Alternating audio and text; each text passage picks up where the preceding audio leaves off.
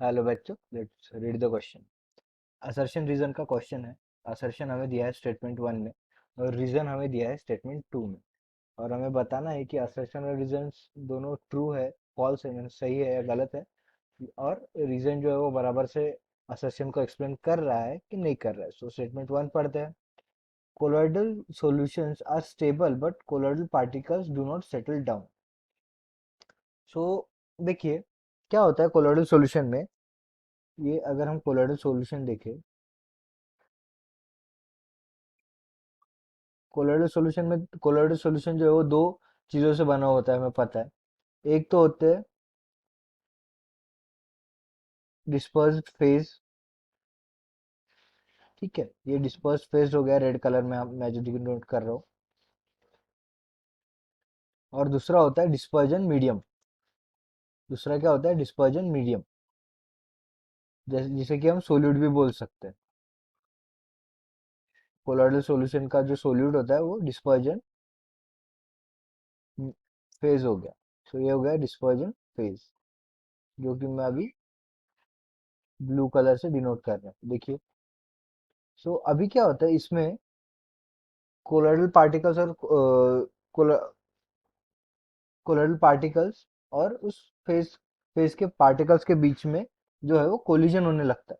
Collision होने मतलब टक्कर होती है एक दूसरे की उनकी। सो टक्कर होने की वजह से अगर ये, अभी देखिए, अगर ये इसको टकराता है तो ये क्या करेगा? ये इधर जाएगा, ये इधर भी जा सकता है, ये इधर भी जा सकता है। ये किसी को टकराएगा, ये इधर जाएगा, ये इसको टकराएगा, ये इसको टकराएगा। सो ये टक्कर, ये कोलाइड होने की वजह से जो है ये रैंडमली मूव करने लग जाते हैं। इनका मूवमेंट जो है वो फिक्स नहीं होता, पर ये सॉल्यूशन में जो है वो एक दूसरे से कोलाइड होने की वजह से, एक तो साइज उनकी बड़ी है इसलिए वो एक दूसरे से कोलाइड होते हैं। सो कोलाइड होने की वजह से इनका जो मूवमेंट है वो रैंडम हो जाता है सॉल्यूशन में।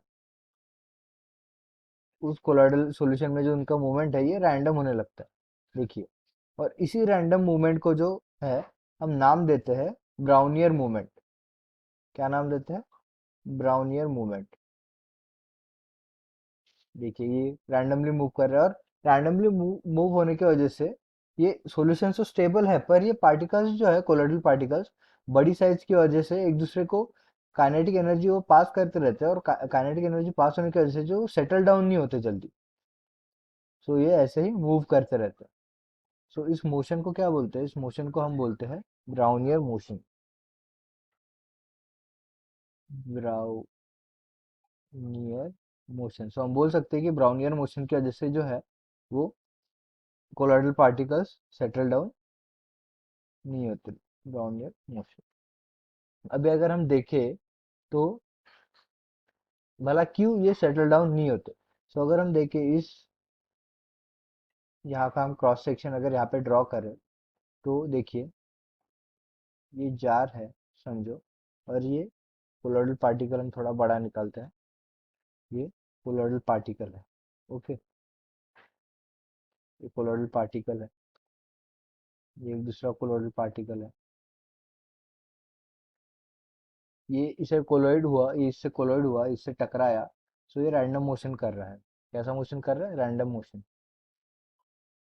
तो इसका मोशन हम रेड से डिनोट करते हैं। ऊपर जा रहा है, इधर जा रहा है, इधर जा रहा है, इधर जा रहा है, इधर जा रहा है, साइडवाइज जा रहा है, और नीचे भी जा रहा है। अभी हमें पता है नीचे जो है वो नीचे ग्रेविटी भी जो है वो वर्क करती है। ये समझो ग्रेविटी वर्क कर रही है, जी वर्क कर रही है। पर इस ग्रेविटी को काउंटर करने के लिए इस कोलॉइड के पास और बहुत से ब्राउनियर मोशन में और बहुत से डायरेक्शन से जाना है उसे। जा सकता है वो ग्रेविटी को काउंटर करने के लिए, उसके पास जो काइनेटिक एनर्जी है बाकी डायरेक्शन में जाने के लिए वो ज्यादा है। सो ब्राउनियर मोशन जो है, जो वो काउंटर करता है ग्रेविटी को, काउंटर फोर्स ऑफ ग्रेविटी। क्योंकि क्या है, उस ग्रेविटी बस एक ही साइड से अटैक कर रही है या फिर एक ही साइड से वर्क कर रही है। बट जो ब्राउनियर मोशन की जो काइनेटिक एनर्जी है वो चारों दिशाओं से जो है उस कोलॉइड पे वर्क कर रही है, उसको कंटिन्यूअस मूवमेंट में रख रही है। सो counters the gravity.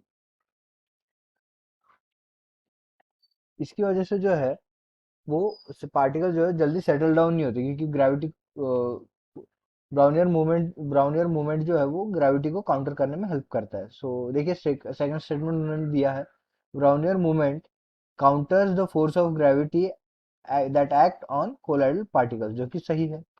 So statement one भी सही है, क्योंकि कोलोइडल पार्टिकल जो स्टेबल होते हैं पर जो है वो सेटल डाउन नहीं होते। सेटल डाउन क्यों नहीं होते? क्योंकि उनमें ब्राउनियर मूवमेंट होता है, जो कि फोर्स ऑफ ग्रेविटी को काउंटर करता है कोलोइडल पार्टिकल्स के। तो स्टेटमेंट वन भी सही है, स्टेटमेंट टू भी सही है, और जो स्टेटमेंट रीजन है वो बराबर से असर्शन को एक्सप्लेन भी कर रहा है। तो इस क्वेश्चन का आंसर होगा both the statement are true and statement two is a correct explanation of statement 1. I hope you understand the video. Best of luck.